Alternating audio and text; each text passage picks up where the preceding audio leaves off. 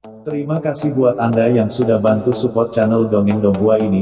Semoga selalu diberi kesehatan, dimudahkan segala urusan, dilancarkan usahanya, dan dimudahkan rezekinya. Bagi yang baru bergabung, jangan lupa bantu subscribe. Aktifkan tanda lonceng. Klik like, komen, dan share channel Mimin ke penjuru alam semesta. Oke, silahkan pasang headset dan siapin secangkir kopi. Mari kita kancutin ceritanya. Martial Master di channel Dongeng Donghua. Bab 5890. Mundur dari kompetisi. Kamu sedang mencari kematian. Melihat Molly mengangkat tangannya dan meraih lebih dari selusin rantai cahaya Buddha miliknya, biksu suci yang agung itu tidak tidak mau mencibir. Anak yang sangat ceroboh, dia berani mengambil rantai cahaya Buddha miliknya secara langsung. Bahkan pembangkit tenaga listrik setengah langkah tingkat Kaisar Dewa tidak akan bisa lolos dari cedera serius dan kematian ketika dia mengambil rantai cahaya Buddha miliknya sendiri dari dia. Sebenarnya berani mengambilnya secara langsung. Beku agung itu sudah bisa membayangkan telapak tangan lawannya langsung dimusnahkan oleh rantai cahaya Buddha miliknya. Melihat rantai cahaya Buddha itu, Molly mencibir di sudut mulutnya. Dia bahkan tidak takut dengan serangan leluhur klan bayangan, tapi dia takut dengan rantai cahaya Buddha kecil ini. Meskipun cahaya Buddha selalu menahan iblis energi, setan macam apa yang harus dilihat? Aura di tubuhnya, bahkan cahaya Buddha tingkat Kaisar Dewa mungkin tidak cukup untuk dilihat. Bang-bang. Dalam sekejap, lebih dari selusin helai cahaya Buddha yang seperti pilar surga jatuh ke tubuh Molly. Suara yang mereka keluarkan adalah suara tumpul yang aneh, dan tidak ada suara cahaya Buddha dimusnahkan dan menghilang ke dalam ketiadaan. Petapa Agung Lan Yao dan yang lainnya akan berpikir bahwa setelah terkena rantai cahaya Buddha, Molly sudah menjadi bola abu. Bahkan jika ada sesuatu yang tersisa, itu hanyalah abu. Tapi pemandangan yang membuat semua orang tidak percaya terjadi. Setelah telapak tangan Molly menyentuh rantai cahaya Buddha, seluruh rantai cahaya Buddha langsung tersangkut dan meledak, seperti pita cahaya rapuh. Yang hancur dalam sekejap telapak tangan Li yang gelap masih utuh, bahkan tidak ada bekas luka yang muncul. Mata semua orang menjadi lurus, dan rantai cahaya Buddha menghilang. Molly, yang berada di bawah serangan cahaya Buddha yang besar, hanya mengulurkan tangan dan menepuk-nepuk debu di tubuhnya, atau tampak mengusir lalat dengan santai, ekspresinya adalah sangat santai.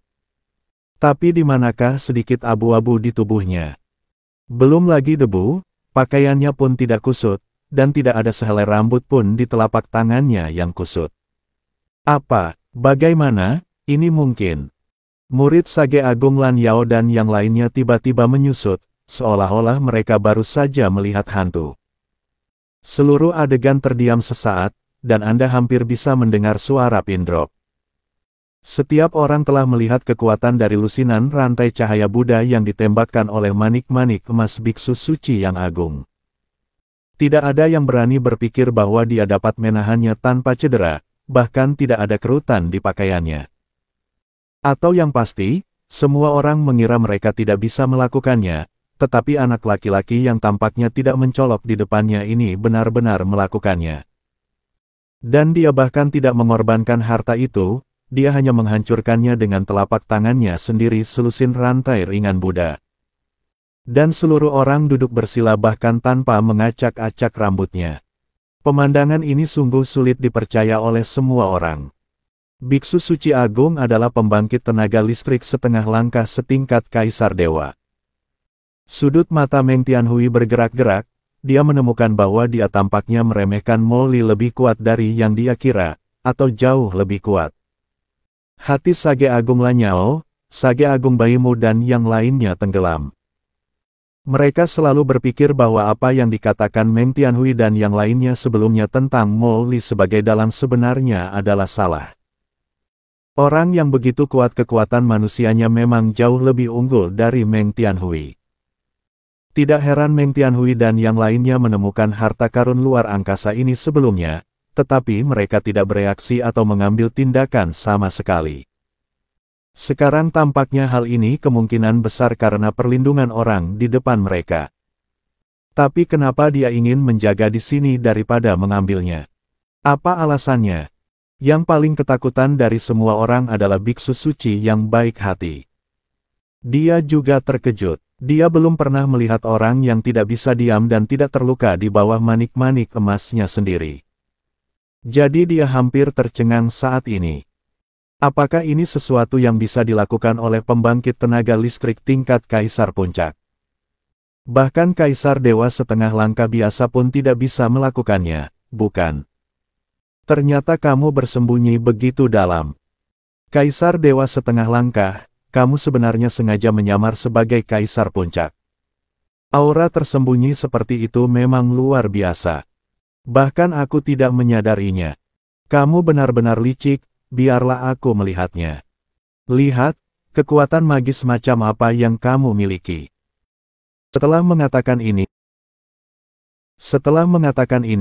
biksu suci agung itu tiba-tiba mengangkat tangannya, dan manik-manik Buddha emas yang menakutkan tiba-tiba berubah menjadi cahaya keemasan yang menakutkan.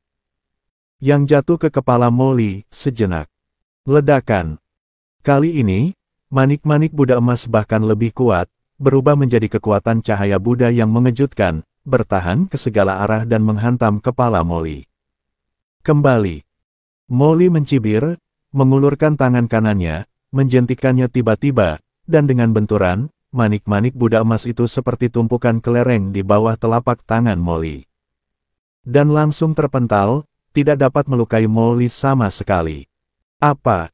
Biksu agung itu terkejut. Hanya butuh beberapa saat baginya untuk bereaksi, dan punggungnya sudah mengeluarkan keringat dingin. Kekuatan anak laki-laki di depannya pasti lebih tinggi dari yang dia bayangkan, dan tubuhnya tanpa sadar akan mundur. Tapi sebelum dia bisa mundur, Molly mencibir dan berkata, setelah mensubscribe channel Dongeng Donghua dan memukulku dengan cahaya Buddha berkali-kali, apakah kamu ingin mundur? Berhentilah bermimpi. Sebelum Molly bisa menyelesaikan kata-katanya, dia mengangkat tangannya, dan sinar iblis hitam legam muncul. Cahayanya telah dikorbankan, berubah menjadi busur cahaya dan menebas, tapi yang dia korbankan hanyalah sabuk cahaya ajaib. Sabuk cahaya ajaib setebal lengan orang dewasa, dan warnanya hitam seperti tinta, menembus kehampaan seperti aliran cahaya. Dan muncul di depan biksu suci agung. Dalam sekejap biksu suci itu bahkan tidak bisa bereaksi sesaat pun. Perasaan takut akan dibunuh langsung terpancar, dan perasaan krisis yang kuat masih melekat. Biksu suci yang agung itu begitu panik sehingga dia bahkan tidak punya waktu untuk menarik manik-manik emas di depannya. Dia hanya tahu bahwa dia harus menghindari serangan cahaya ajaib ini. Jika dia tidak bisa mengelak, maka dia tidak akan pernah mampu menahan kekuatan serangan cahaya ajaib yang begitu menakutkan. Ini diberikan kepadanya oleh takdir khusus Buddhis dan tahu di dalamnya peringatan alam Buddha Matahari Agung.